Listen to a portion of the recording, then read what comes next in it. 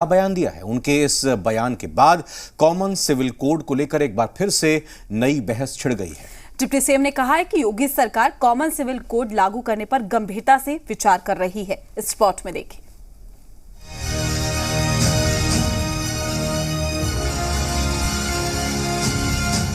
लोकसभा चुनाव से पहले देश में एक बार फिर कॉमन सिविल कोड को लेकर नई बहस शुरू हो गई है।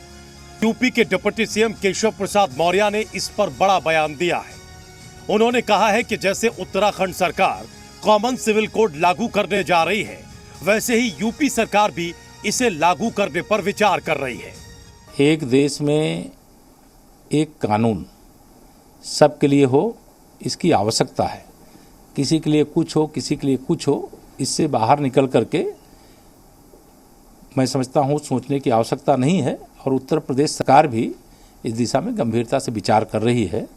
और जिस प्रकार से उत्तराखंड सरकार ने अपने कदम बढ़ाए, उसी प्रकार से उत्तर प्रदेश सहित, जैसा माननीय गृह मंत्री जी ने कहा है, देश के अन्य राज्यों में भी जहां भाजपा की सरकार है वहां भी, और जहां गैर भाजपा सरकारें हैं, अगर सबका साथ सबका विकास, सबके लिए एक जैसा कॉमन सिविल कोड, ये तो एक ऐसी चीज़ है जिसका सबको मांग करनी चाहिए, सबको स्वागत करना चाहिए। कॉमन सिविल कोड लागू करने की खबरों के बीच समाजवादी पार्टी ने कुछ अलग अंदाज में इसका विरोध किया है।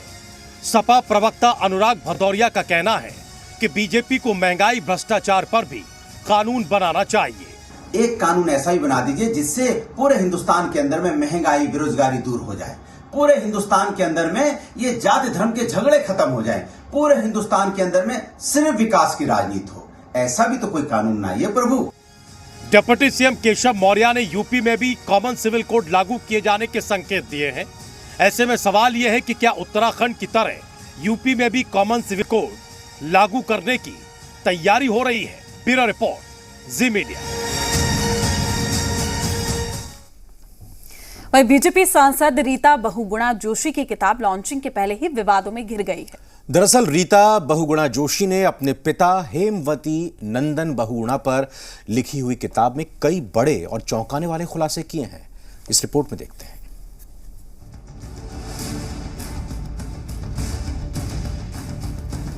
पूर्व मंत्री रीता बहुगुणा जोशी ने अपने पिता और यूपी के पूर्व मुख्यमंत्री हेमवती नंदन बहुगुणा के जीवन पर आधारित अपनी किताब में सियासत के कई अहम राज खोले हैं, जिनके बाद देश की सियासत में कोहराम मच गया है।